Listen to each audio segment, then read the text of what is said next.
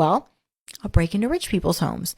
My parents are rich. My parents' friends are rich. My friends' parents are rich. I know how rich people live. They always have like a little bank envelope somewhere in their house because an emergency is going to happen in Florida. The bank's going to close. There's going to be a hurricane. They always have at least a couple, like $5 grand in an envelope in their closet somewhere or in their drawer. They always have nice jewelry.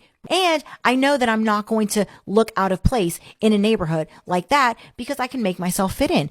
So I'm just going to make provisions to fit into the neighborhood, have the right vehicle, have the right setup, have the right story, have the right, clothing, everything, all that. And basically what I thought was, okay, I don't have the muscle, so I'm by myself. Let me do this in a way that's going to be smart and reasonable for me.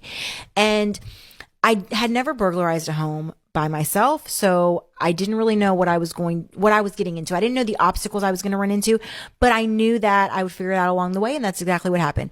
So only thing I knew from movies was that you leave shoe prints and you leave DNA behind, and that's how they get you. I wore shoes that were always a size too small or a size too big, and I always tied my hair back really tight, and I had gloves. I figured if I had all that, I was at least good. It was like the starter kit. I ended up eventually getting like a little tool set that had like a cutter. Okay, but now we have motion detectors. How do we make sure that the motion detectors aren't going to detect me? Well, they need to have an animal. If they have an animal, the animal's walking around. They don't have motion detectors. Rich people don't have pit bulls and in a crate somewhere. They have a golden doodle or a Frenchie or a lab walking around, and he's wagging his tail even if you're burglarizing their home. Right. So I just needed there to be some kind of animal. How am I going to know if there's an animal? Okay, look for things. Toys outside, little water bowl, look through a window.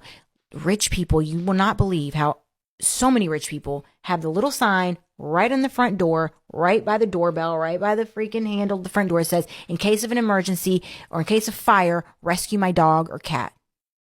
Okay. So now I don't even have to look because you just told me Willie's in your house walking around. Right. So check. Okay.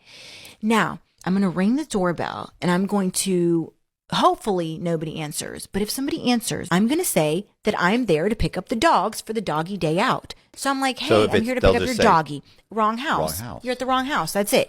So they'd answer and I'd be like, hey, I'm here to pick up, Willie and Rufus for their doggy day out. I'm the transportation. And they'd be like, you have the wrong house. And I'd be like, oh my God, I'm so sorry. Let me go call my boss in the car and check. And then I'd wave. And, perception is crazy because when you're in someone's face and you're like, hey, I'm here. This is me. Look at me. I'm friendly. I'm nice. I'm outgoing and all this stuff. You doing something bad is the last thing on their mind. Right. Because everyone thinks a criminal is going to be hiding and sneaking and, doing all this creepy, shady